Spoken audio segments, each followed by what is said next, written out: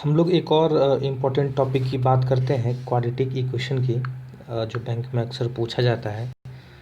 तो quadratic equation में basically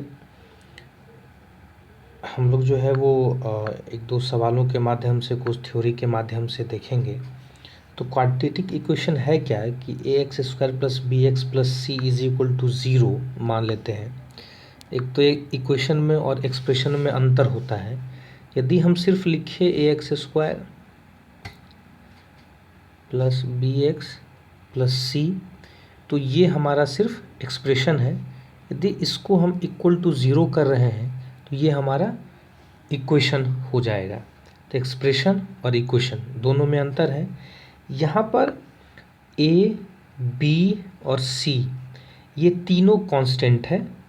x हमारा वेरिएबल है, यही इसका रूट भी है। कहने का मतलब ये है कि इस पर्टिकुलर इक्वेशन में x का कौन सा ऐसा वैल्यू लें जो इस इक्वेशन को ज़ीरो कर दे, मतलब इक्वल टू ज़ीरो कर दे। ए बी सी तो कांस्टेंट है ही। अब x हमारा वेरिएबल है, x के बदले में कौन सा वैल्यू पुट करें कि आपका ये जो LHS पार्ट है ये भी ज़ीरो हो जाए, जो इक्वल टू ज़ीरो हो जाए, इस इक्वेशन को सेटिस्फाई कर दे x का वैल्यू। यही करना है, इसी को हम लोग बोलते हैं रूट। एक्स स्क्वायर है, एक्स का ऐसा दो वैल्यू हो सकता है जो इस इक्वेशन में पुट करने के बाद इस इक्वेशन को ज़ीरो कर दे। तो क्वाड्रेटिक इक्वेशन हमारा a x square plus b x plus c equal to zero, ये स्टैंडर्ड है। रूट निकालने के लिए ट्रेडिशनल जो मेथड है, मान लेते हैं एक्स रूट है x1 और x2 या अल्फ़ा बीटा कुछ भी मान ले, रूट दो है x1 और x2। जो ट्रेडिशनल मेथड है रूट निकालने का वो है minus b plus minus root under b square minus 4ac/2a। ये इसका ट्रेडिशनल है। प्लस एक बार लिखेंगे एक रूट निकलेगा, दूसरी बार माइनस लिखेंगे दूसरा रूट निकलेगा। ठीक है, तो x का वैल्यू रूट 2 आ गया। यहाँ पर ये जो root under b square minus 4ac है, जिसको हम d भी शॉर्ट फॉर्म में कहते हैं, d से हम अंदाज लगा पाएंगे कि इसका रूट कैसा होगा। यदि बी स्क्वायर माइनस 4ac, जो b यहाँ पे कांस्टेंट है, 4 भी कांस्टेंट है, a भी कांस्टेंट है और c भी कांस्टेंट है, तो d का वैल्यू यदि ग्रेटर देन ज़ीरो आता है, ज़ीरो से बड़ा आता है ये, तो इसका दो अलग अलग रियल रूट होगा, दो रूट इसके निकलेंगे। यदि d value greater than zero है, d का यदि लेस देन ज़ीरो है तो इमेजिनरी रूट होगा, d इक्वल टू ज़ीरो है तो रियल एंड इक्वल रूट होगा। यदि d का वैल्यू ज़ीरो के बराबर है तो इक्वल रूट होगा, एक ही रूट निकलेगा। तो ये ट्रेडिशनल तरीका है रूट पूरा निकालने का, जो हम लोग फॉर्मूला के तौर पे देख लिए। एग्जाम्पल के तौर पे लेते हैं। मान लीजिए ये पहला इक्वेशन है 6x square plus 5x plus 1। 6 हमारा a है, 5 b है, 1 c है। तो a b c का वैल्यू निकल गया यहाँ से। फॉर्मूला के आधार पे जो माइनस b प्लस माइनस, ये जो हमारा फॉर्मूला है इसको हम पुट करेंगे। तो इसको जब यहाँ पे इसी फॉर्मूला में पुट कर रहे हैं तो माइनस बी हमारा 5 है, minus b plus minus root under b square, b हमारा 5 है, इसका स्क्वायर करेंगे तो 25 आएगा, माइनस 4 इंटू ए जो 6 है इंटू सी जो 1 है, तो ये 24 हो गया। इस प्रकार से जब इसको सॉल्व करेंगे हम तो माइनस 5 प्लस माइनस 1 हुआ। एक बार हम लिखेंगे माइनस 1 प्लस 1/2, तो इसका आ गया माइनस 4/12। चूँकि नीचे में ये जो 12 है ये 2a है, फॉर्मूला का पार्ट, मतलब 2 इंटू 6।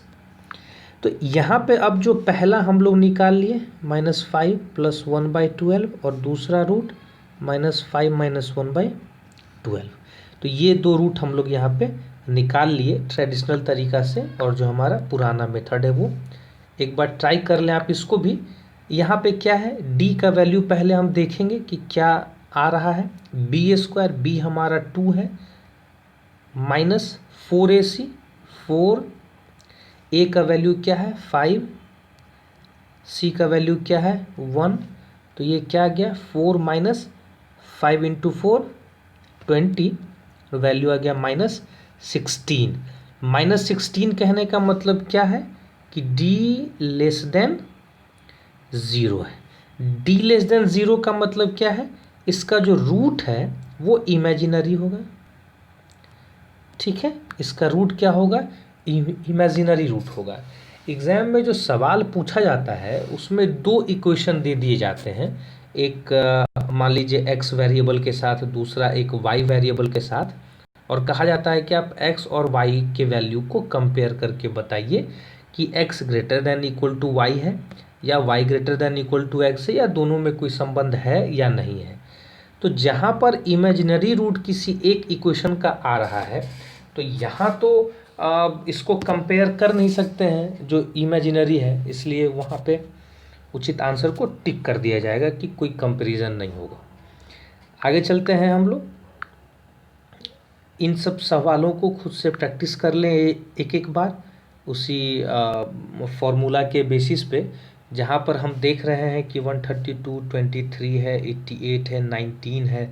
थोड़ा सा कैलकुलेटेड है, कैलकुलेशन करने में मिस्टेक हो सकता है, ध्यान से कीजिएगा। इस प्रकार से सवाल एक तो आ रहा है और ये प्रैक्टिस के लिए आप लोग प्रैक्टिस कीजिए। दूसरा एक ट्रिक है, उस ट्रिक को फॉलो कर सकते हैं और जिनका भी सवाल बन जाए वो ठीक है, थोड़ा बस इसमें समझना है। उन सभी सवालों को हम लोग ट्रिक के माध्यम से करने की कोशिश करेंगे और ट्रिक का बहुत बेनिफिट भी है। सबसे पहले मान लीजिए ये हमारा इक्वेशन है ax² plus bx plus c, ये इक्वेशन हो गया। b का साइन हम जान रहे हैं, c का साइन यहाँ से जान रहे हैं, दोनों कांस्टेंट है। पहले रूट का साइन और दूसरे रूट का साइन ये हम यहाँ से देख सकते हैं। कैसे, यदि b मतलब साइन ऑफ b, हमेशा इसको देख रहे हैं b और c के साइन को, प्लस प्लस है तो पहले रूट का साइन माइनस होगा, दूसरे रूट का भी साइन माइनस होगा, ये पहला वाला हो गया। ठीक है, यदि साइन ऑफ b माइनस है, c का साइन प्लस है तो पहले रूट का प्लस होगा, दूसरे रूट का भी प्लस होगा, तो ये देख लीजिए। इसी प्रकार से प्लस माइनस, माइनस माइनस और माइनस माइनस प्लस माइनस, ये चारों जो है आप इसको नोट कर लें, याद कर लें ध्यान से। साइन ऑफ b ये है, साइन ऑफ c ये है, पहले रूट का साइन ये होगा, दूसरे रूट का साइन ये होगा। आगे और स्टेप में समझते हैं हम लोग। दूसरे स्टेप में क्या करना है कि जो भी दो रूट निकलेगा, अभी बात करेंगे हम लोग, तो उस रूट में जो सबसे बड़ा होगा उसको हम लोग पहले लिखेंगे और जो रूट छोटा होगा उसको बाद में लिखेंगे। जैसे यहाँ पे साइन का जो सीक्वेंस है इसके लिए बात हो रही है कि साइन का सीक्वेंस जो है वो कैसे लिखेंगे। तो जो भी दो रूट निकलेगा उसमें बिगर वैल्यू को यहाँ लिखेंगे और ग्रेटर वैल्यू को यहाँ लिखेंगे। चलते हैं आगे हम लोग। उसके बाद डिवाइड करेंगे हम रूट को, जो भी दो रूट निकला उसको x² का जो कोएफिशिएंट है ax² में a है तो a से हम लोग डिवाइड करते हैं। सवाल पे चलते हैं, ज़्यादा समझ में आएगा। और मान लीजिए पहला सवाल यही है 6x² प्लस 5x प्लस 1, जिसमें a 6 है, b 5 है, c 1 है। b का साइन यहाँ पे हम प्लस देख रहे हैं, c का भी साइन हम यहाँ पे प्लस देख रहे हैं। तो पहले यहाँ पर अब ध्यान ये देना है, इसको ध्यान से एक बार सुन लीजिए, समझ लीजिए कि हम लोग निकालेंगे a इंटू सी का वैल्यू। a कितना है 6 है, c कितना है 1 है, तो a इंटू 6 का वैल्यू 6 आ गया, b का वैल्यू 5 आ गया।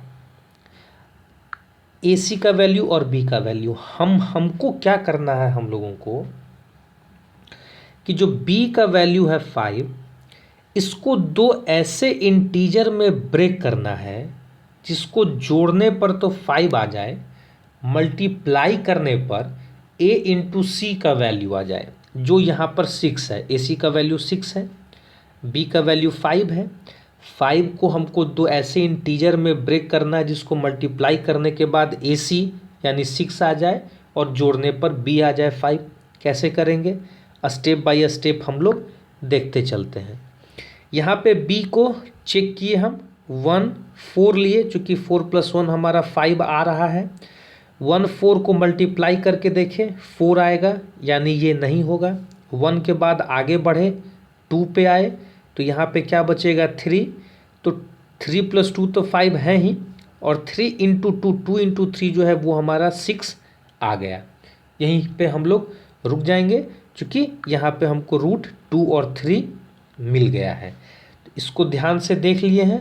अब क्या करेंगे हम, अब सबसे पहले साइन वाली जो बात हम लोग जो टेबल यूज़ कर रहे थे, इसमें b और c का साइन है प्लस, इसलिए टेबल के हिसाब से बिगर वैल्यू को पहले लिखे 3, स्मॉलर वैल्यू को लिखे बाद में 2, और चूंकि b का साइन प्लस c का साइन प्लस है तो यहाँ पे हम लोग माइनस माइनस लिखे हैं, जो टेबल के हिसाब से यहाँ पे था। प्लस का ये माइनस माइनस है। यहाँ पे हम लोग ध्यान से देख रहे हैं, प्लस का यहाँ पे प्लस का जो है ये माइनस माइनस आ रहा है। बिगर वैल्यू को पहले और स्मॉलर वैल्यू को बाद में, वही काम किए। बिगर वैल्यू को पहले, स्मॉलर वैल्यू को बाद में, माइनस माइनस साइन लिखे। पहले वाले के सामने माइनस है, दूसरे वाले के भी सामने माइनस है, चूँकि यहाँ पे प्लस है। थर्ड स्टेप में जो भी एक्स स्क्वायर का कोएफिशिएंट है a, तो यहाँ पे हम देख रहे हैं कि एक एक्स स्क्वायर का कोएफिशिएंट क्या है 6 है, तो यहाँ पे हम लोग 6 से इसको डिवाइड कर देंगे। तो -3 / 6, -2 / 6, और रूट हमारा ये निकल गया। तो इस प्रकार से यदि इसको ठीक से नहीं समझे हैं तो दोबारा रिपीट करके समझ लें, यही रूल सब में फॉलो होगा। आगे चलते हैं अगले सवाल में। देखिए यहाँ पर है 88x² -19x + 1 = 0। a हमारा 88 है, b 19 है, c 1 है। स्टेप 1 में क्या करेंगे, हम लोग ac का वैल्यू निकालेंगे। a क्या है 88, c क्या है 1, मल्टीप्लाई करने के बाद 88 आ गया। b का वैल्यू क्या है 19 है, साइन इसका क्या है माइनस है, c का साइन क्या है प्लस है।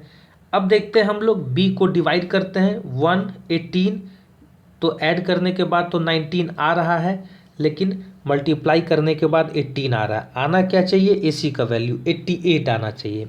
फिर आगे बढ़े 2 लिए, 17, दोनों को मल्टीप्लाई करने पे 34 आ रहा है।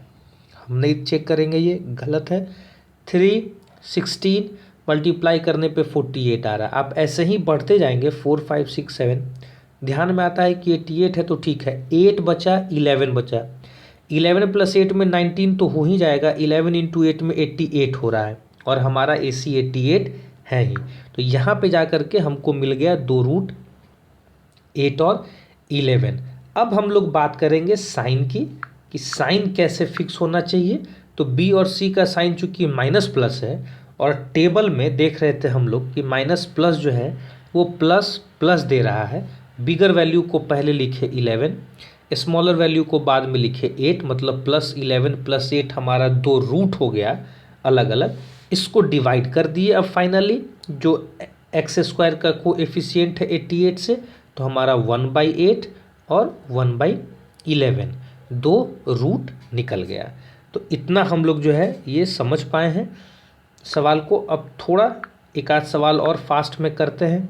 देख रहे हैं यहाँ पे AC का वैल्यू 15 है, B का वैल्यू 8 है। B का वैल्यू को चेक किए तो 1 7 15 देगा, नहीं देगा। 2 6 देगा, नहीं देगा। 3 5 देगा, हाँ देगा। 3 5 हमारा रूट हो गया। साइन के हिसाब से यहाँ पे प्लस है, प्लस BC का उसका माइनस माइनस होता है। बिगर वैल्यू को पहले लिखे 5, फिर स्मॉलर वैल्यू को बाद में लिखे 3, तो -5 -3 2 वैल्यू निकल गया। अब लास्ट में बचा क्या, 15 से डिवाइड कर देना है। x² का जो कोएफिशिएंट है डिवाइड कर दिए, -1/3 -1/5 रूट आ गया।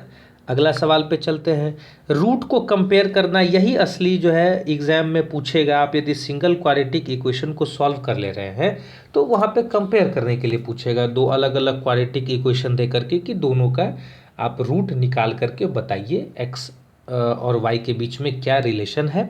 ये एकदम जो भी एग्जाम का है वो स्ट्रेट फॉरवर्ड क्वेश्चन है। तो पहले का जब आप रूट निकालेंगे कैसे, ए सी करेंगे, माने 40 आना चाहिए। 3x है, अब आप उसमें डिवाइड और जोड़ घटाव करके देख लीजिए, रूट ये दोनों आएगा। कंपेयर करना है, वो 1 बाई 1 कंपेयर कर लीजिए। पहले -4 को लीजिए, -4 से इस दोनों को कंपेयर कीजिए, फिर 2.5 से इस दोनों को कंपेयर कीजिए। जो आता है आंसर हम उसी को लिखेंगे। यदि कंपेयर करने में कहीं भी एक छोटा बड़ा हो गया तो जो भी आंसर में दिया हुआ रहेगा उस हिसाब से हम लोग आंसर देंगे। हमेशा x एक्चुअली एक का जगह रहेगा x greater than y, x less than y, या x greater than equal to y, s less than equal to y, या x equal to y only. तो वो सवाल पे डिपेंड करता है, आप लोग इसको निकालें, प्रैक्टिस करें। उसी प्रकार से जैसे अब कुछ जगह ऐसा भी होता है जो साइन का जो टेबल था वो इम्पोर्टेंट है, कहीं कहीं आपको जो है इस प्रकार का भी सवाल देखने को मिल सकता है कि चलिए दो क्वाड्रेटिक इक्वेशन है, इसके रूट को कंपेयर कर लीजिए। इक्वेशन क्या है, इक्वेशन है ax² plus bx plus c equal to 0। मतलब b का भी साइन प्लस है, c का भी साइन प्लस है, और प्लस प्लस का जो रूट होगा वो माइनस माइनस होगा, कोई दिक्कत नहीं है इतना में। ay² minus by plus c equal to 0 है। तो इसका क्या मतलब है कि इसका जो रूट है वो माइनस प्लस है, b का वैल्यू माइनस है, c का वैल्यू प्लस है, तो इसका प्लस प्लस आ गया। अब हम यहाँ पर सीधे देख रहे हैं कि रूट जो है यहाँ दोनों निगेटिव है, यहाँ दोनों पॉजिटिव है, तो इसमें रूट निकालने की भी आवश्यकता नहीं है। हम लोग सीधे कह सकते हैं कि भाई ये प्लस प्लस है और ये माइनस माइनस है, तो प्लस तो हमेशा बड़ा होगा ही होगा, तो इसलिए हम कह लेंगे कि y is always greater than x। तो ये एक आध सवाल ऐसा आपको साइन के कन्वेंशन पे दिख सकता है कि किसका वैल्यू बड़ा है और किसका वैल्यू छोटा है। यहाँ दोनों माइनस है, यहाँ दोनों प्लस है, इस बेसिस पे हम कंपेयर कर ले सकते हैं। तो जब भी b का प्लस प्लस रहे और एक माइनस प्लस रहे जो टेबल में है, तो इसलिए टेबल को ध्यान से देखिए, गौर से समझिए, तो आपको आंसर और पता चलेगा। बाकी एक आध सवाल ऐसा भी रहता है, x equal to root under इतना, तो x का वैल्यू +5 भी होगा, x का वैल्यू -25 भी होगा, +26 -26। अब आप इसको एक एक बार कंपेयर करेंगे तो +25 लेके दोनों को कंपेयर कर लीजिए इससे, तो यहाँ पे क्या हो रहा है, +26 बड़ा है, यहाँ भी 26 बड़ा है, यहाँ पे 25 बड़ा है, -25 बड़ा है। मतलब कुछ कह नहीं सकते हैं कि x और y में, क्योंकि एक जगह बड़ा दिख रहा है, एक जगह छोटा दिख रहा है। तो इस प्रकार के सवाल में जो है वो आसानी से आप लोग ध्यान से गौर से देख लीजिए, है ना। तो क्वाड्रेटिक इक्वेशन में इतना है, क्वेश्चन प्रैक्टिस कीजिए, ट्रिक इम्पॉर्टेंट है, ध्यान से कुछ सवाल बनाएंगे, खुद पे खुद याद हो जाएगा।